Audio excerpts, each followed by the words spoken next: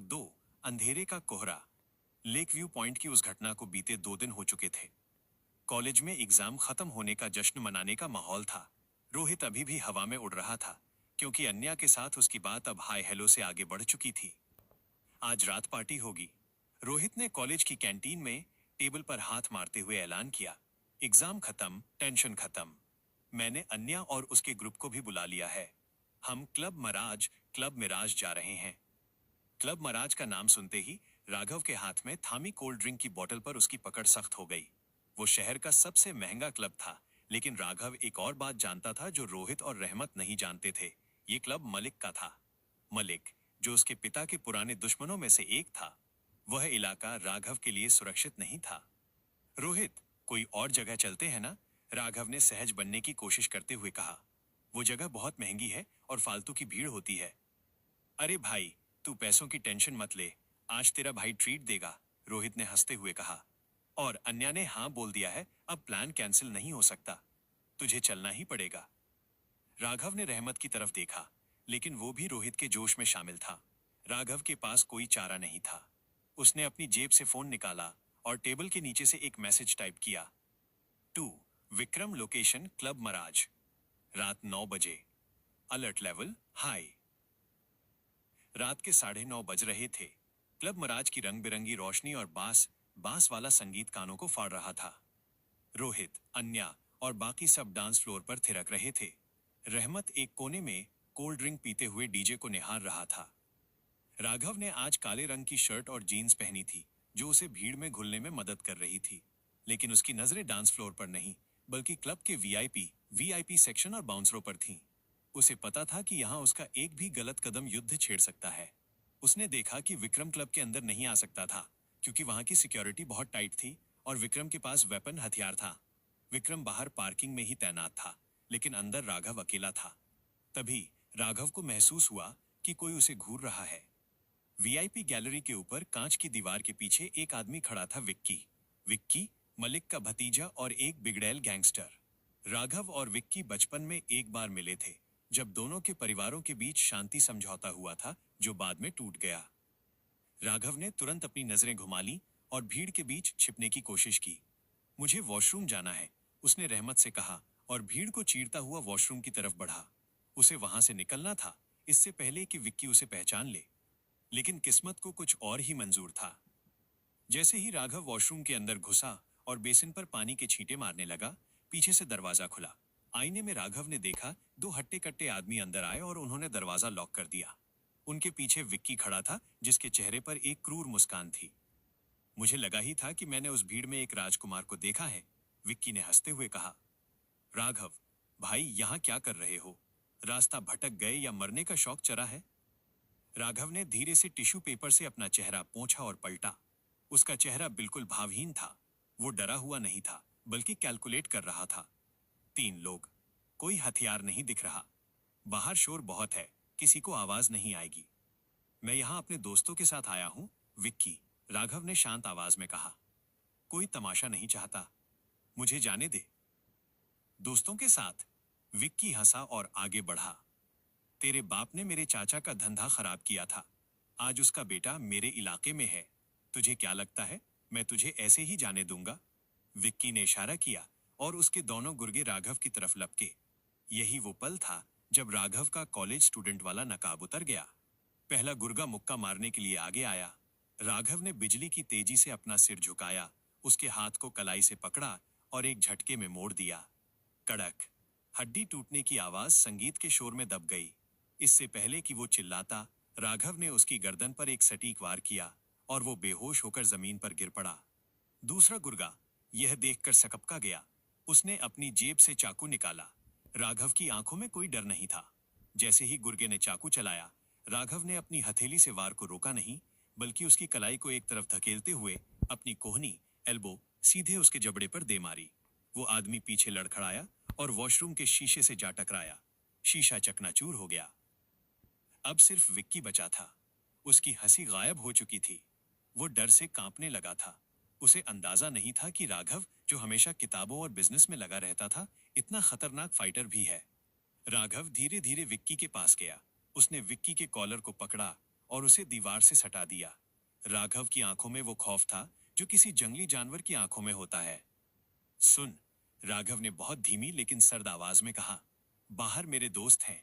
अगर उनको खरोंच भी आई या उन्हें पता चला कि मैं कौन हूं, तो मैं तेरा वो हाल करूंगा कि मलिक भी तुझे पहचान नहीं पाएगा। समझ गया? विक्की ने घबराहट में सिर हिलाया। उसका गला सूख चुका था। राघव ने उसे झटका देकर छोड़ दिया। उसने अपने कपड़े ठीक किए, बाल संवारे और आईने में खुद को देखा। एक पल के लिए वहां डॉन खड़ा था, लेकिन अगले ही पल उसने फिर से एक मासूम मुस्कान ओढ़ ली। राघव वॉशरूम से बाहर निकला। बाहर संगीत अभी भी वैसे ही बज रहा था।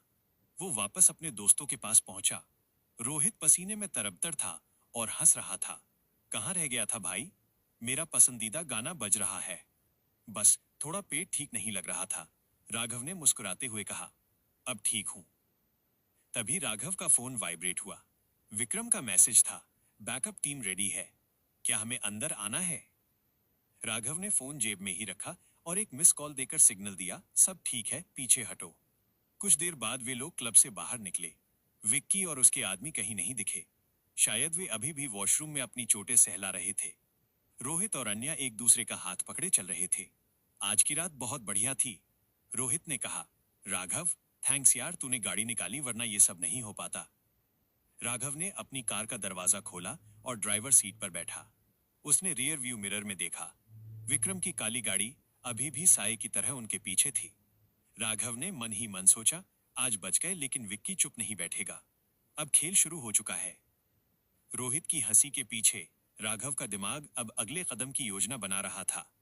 वो जानता था कि अब कॉलेज और क्राइम की दुनिया को अलग रखना लगभग नामुमकिन होने वाला है। गाड़ी रात के अंधेरे में कॉलेज हॉस्टल की तरफ बढ़ चली, लेकिन राघव जानता था कि असली परीक्षा तो अब शुरू हुई है। भाग 8, शांति की तलाश और एक नई यात्रा। विक्की सिंघानिया और उसके पिता के साथ हुई घटना के बाद कॉलेज में राघव और उसकी गैंग का रुतबा और बढ़ गया था। हालांकि किसी को ये नहीं पता था कि राघव एपेक्स कॉर्प का असली मालिक है, लेकिन सबको ये खबर थी कि राघव, रोहित और रहमत का स्टार्टअप आरआर वेंचर्स बहुत तगड़ा चल रहा है। शाम का वक्त था। विक्की के ड्रामे के बाद राघव, रोहित, रहमत, अनन्या और अनन्या की एक कॉलेज फ्रेंड सिमरन गर्ल्स हॉस्टल के पास वाले लॉन में बैठे थे।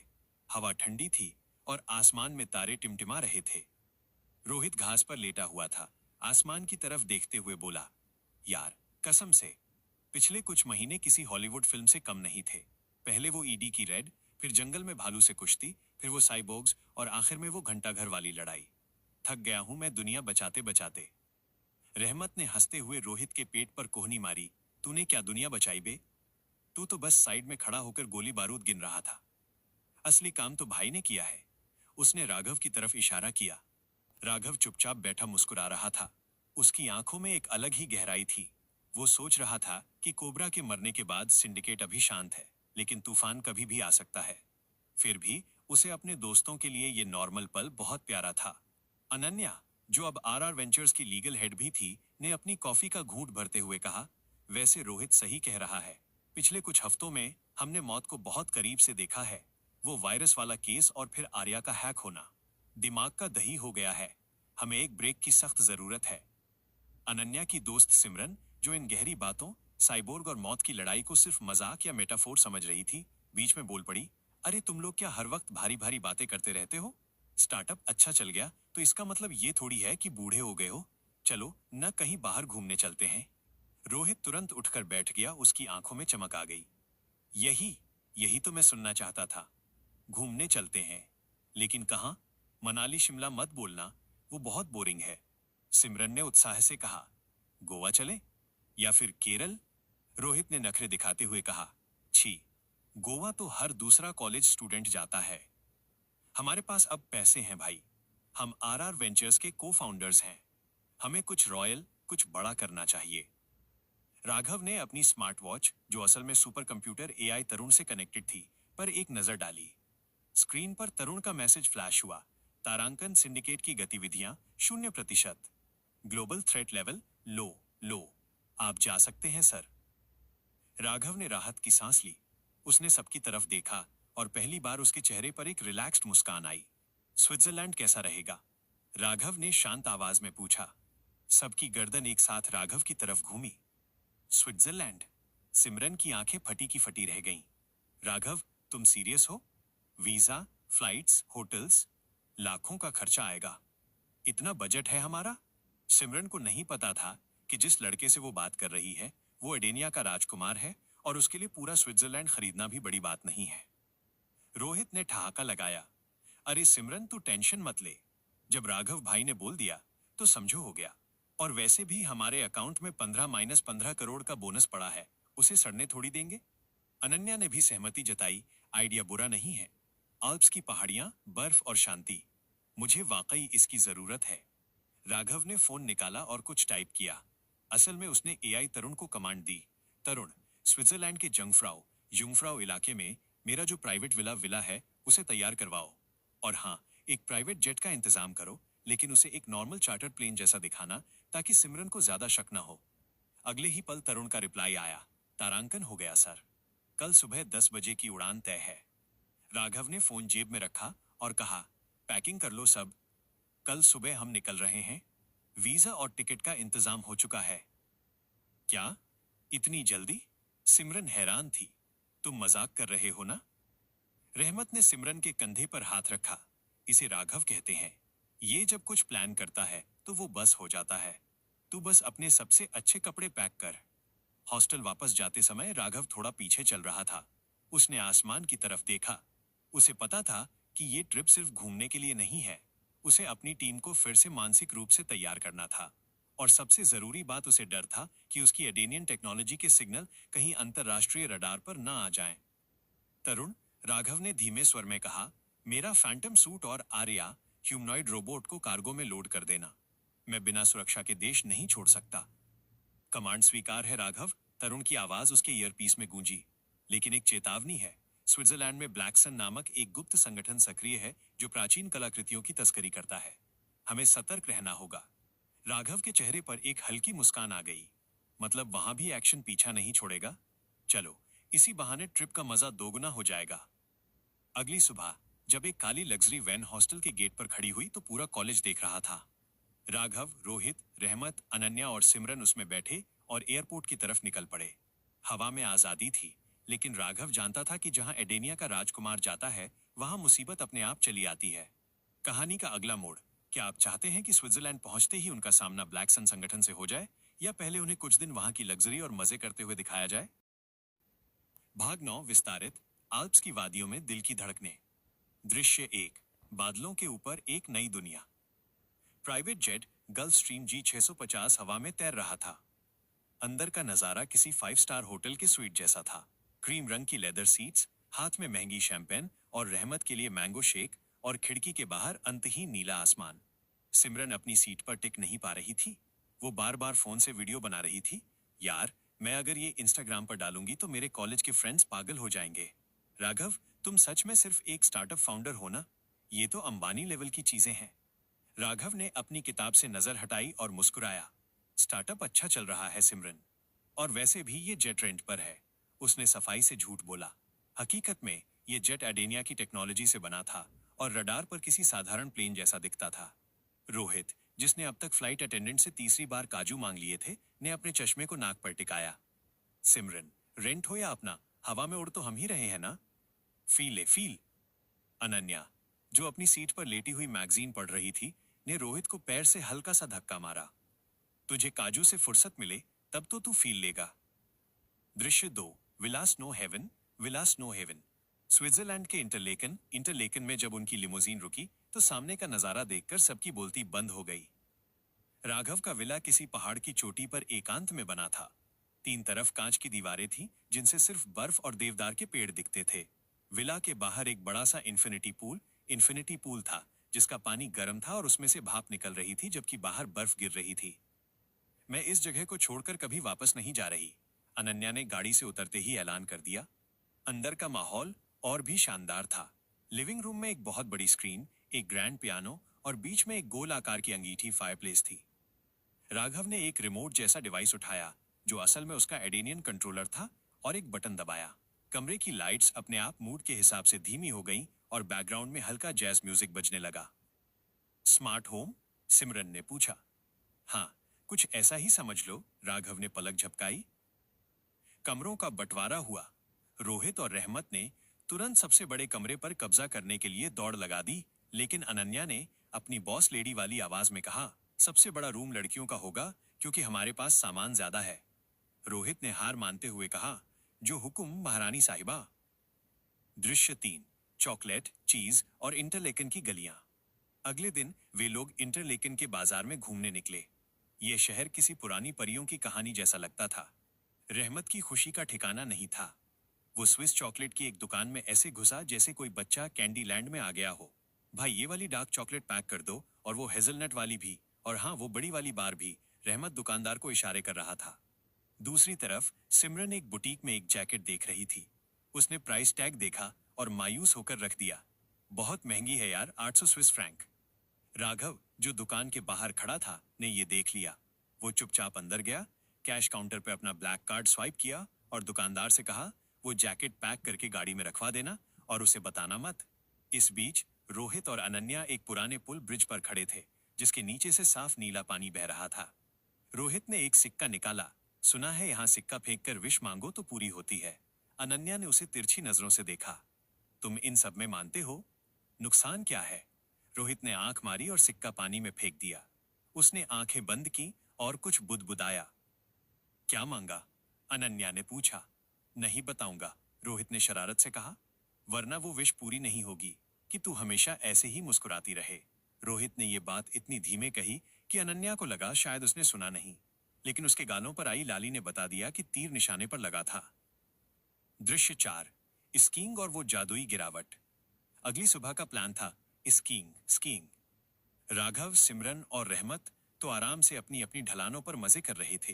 राघव एक प्रो स्कीयर की तरह हवा से बातें कर रहा था, लेकिन रोहित की हालत पतली थी।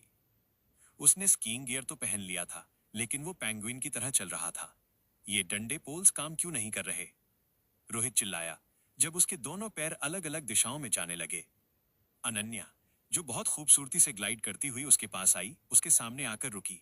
उसने सफेद रंग का स्की सूट पहना था और वो बेहद प्यारी लग रही थी। हेल्प चाहिए मिस्टर को फाउंडर? उसने अपना हाथ आगे बढ़ाया। रोहित ने उसका हाथ ऐसे पकड़ा जैसे डूबते को तिनके का सहारा हो।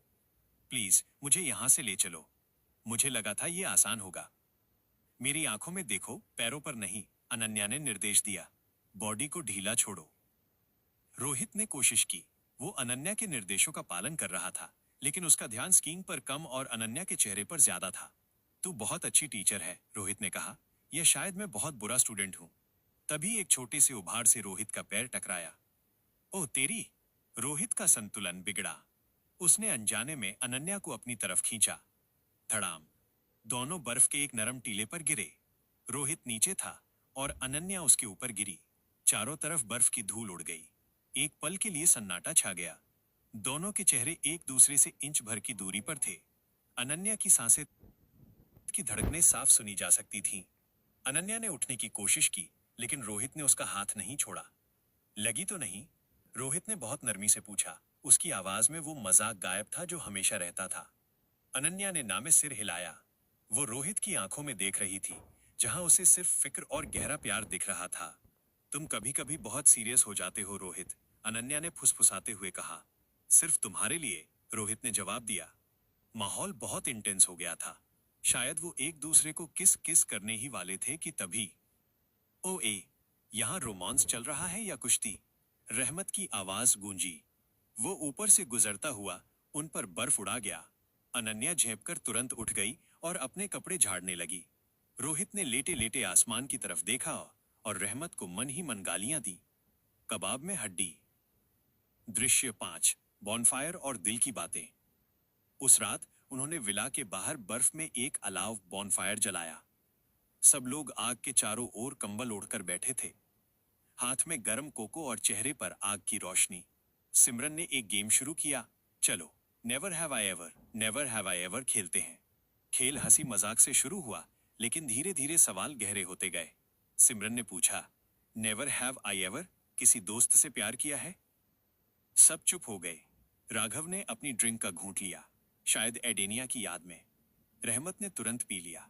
अरे मुझे तो खाने से प्यार है, वो मेरा बेस्ट फ्रेंड है। रोहित रुका। उसने कनखियों से अनन्या को देखा, फिर उसने अपना गिलास उठाया और पूरा एक बार में पी गया। अनन्या का दिल जोर से धड़का। उसने भी अपना गिलास उठाया और एक घूंट भर लिया। सिमरन ने ताली बजाई। ओ माय गॉड, कौन है वो? बताओ, बताओ। रोहित मुस्कुराया, आग की लपटों को देखते हुए। वक्त आने पर सबको पता चल जाएगा। अभी बस इतना समझ लो कि वो बॉस लेडी है। अनन्या ने अपना चेहरा मफलर में छिपा लिया ताकि कोई उसकी मुस्कान न देख सके। दृश्य 6, बालकनी पर वो पल। देर रात जब बाकी सब सोने चले गए, अनन्या बालकनी में अकेली खड़ी थी। रोहित वहां आया, हाथ में 2 कॉफी मग लेकर। नींद नहीं आ रही? नहीं, अनन्या ने कॉफी लेते हुए कहा। बस सोच रही थी कि ये सब कितना अवास्तविक, अनरियल लगता है। कुछ महीने पहले हम कॉलेज की असाइनमेंट के लिए रो रहे थे और आज स्विट्जरलैंड में है। रोहित उसके बगल में खड़ा हो गया। जिंदगी बदल गई है ना? अनन्या ने उसकी तरफ मुड़कर देखा। रोहित, उस दिन क्लब में और फिर उस भालू के सामने तुमने कभी डर नहीं दिखाया। तुम हमेशा सबको हंसाते रहते हो। तुम कभी थकते नहीं। रोहित ने गंभीर होकर कहा, डरता तो मैं सबसे ज्यादा हूं अनु, लेकिन फिर मैं राघव को देखता हूं जो पूरी दुनिया का भार उठा रहा है, और तुझे देखता हूं। उसने थोड़ा रुककर कहा, तुझे टेंशन में देखना मुझे बर्दाश्त नहीं होता, इसलिए मैं जोकर बन जाता हूं। अगर मेरी बेवकूफी से तेरे चेहरे पर एक स्माइल आती है तो मैं पूरी जिंदगी कार्टून बनने को तैयार हूं। अनन्या की आंखों में नमी आ गई। उसने अपना सिर रोहित के कंधे पर रख दिया।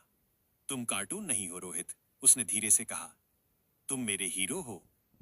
रोहित ने अपनी बाह उसके कंधों पर रख दी। ठंडी हवा चल रही थी, लेकिन उस पल उन्हें दुनिया में किसी आग की जरूरत नहीं थी। अंदर राघव अपने कमरे की खिड़की से ये देख रहा था। उसने तरुण को कमांड दी, तारांकन तरुण, विला का तापमान 2 डिग्री बढ़ा दो, बाहर ठंड बढ़ रही है। हो गया सर, एआई ने जवाब दिया।